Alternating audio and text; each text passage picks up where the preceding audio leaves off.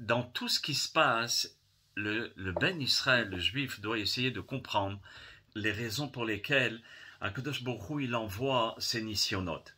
C'est pas le fruit du hasard. Il y a toujours une raison dans ce qui se passe, dans les événements.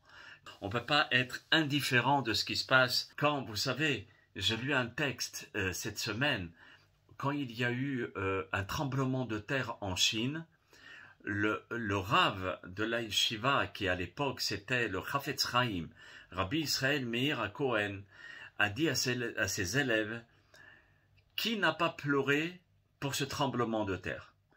Certains doigts se sont levés, et il lui a dit: écoutez-moi bien, vous avez l'intérêt de faire teshuva.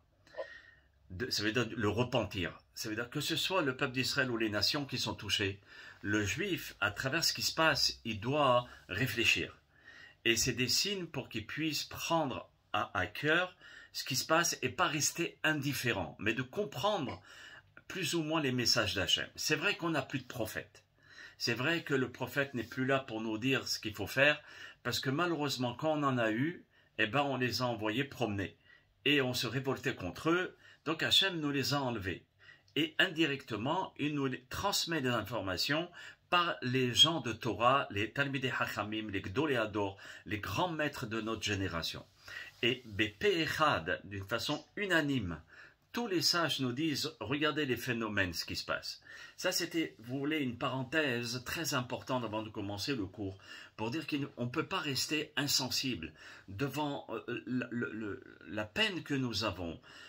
Des bénis Israël qui se font exploser les maisons, là où vous êtes, en Eretz Israël, et d'autres qui sont accidentés, d'autres poignardés, et les bombardements que vous recevez, et tout ce qui se passe en Eretz HaKodesh.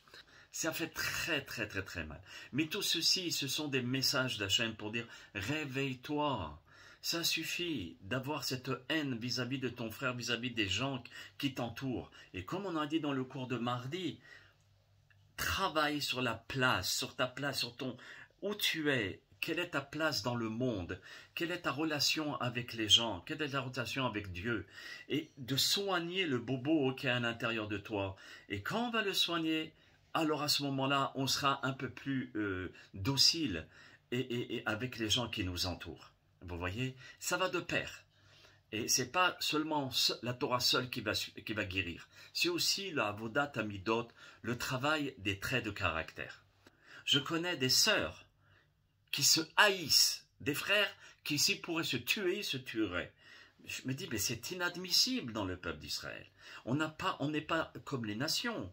On a un statut et un devoir de travailler sur notre de caractère. Et qu'on ait tort ou raison, on doit s'approcher en disant stop. Si vous voulez, c'est non pas pour fermer, parce qu'on peut parler et apporter plein de références, mais c'est le moussar que nos hachamim, nos gdolim, nos sages, le Rav Zamir Cohen, le Rav Kanievski, le Rav Cohen de Rosh Hashiva de Porat Yosef, les grands gdolim de notre génération, nous disent: travaillons tous sur la Ahavat Hinam.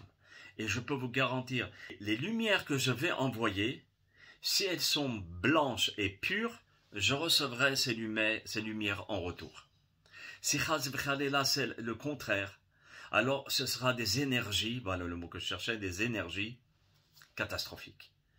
Et qui se traduiront par la haine des nations et la haine des gens qui m'entoureront. Parce que cette haine vient de chez moi. Et que moi, tant que je ne vais pas régler ces problèmes qui sont à l'intérieur de chez moi, je ne vais pas pouvoir bien avancer. D'accord? Voilà, ça c'était le premier point sur comprendre les messages d'Akadosh Baruch Hu et pas se dire, ben c'est comme ça, écoute. Il n'y a pas de comme ça. Comme je vous ai dit au début du cours, quand il arrive même un malheur aux nations, on doit pleurer, on doit s'interroger. Se dire, parce qu'attention, je suis responsable de ce qui arrive dans ce monde. Et si les nations meurent ou bien sont malades, attention, ça veut dire que mon comportement laisse à désirer.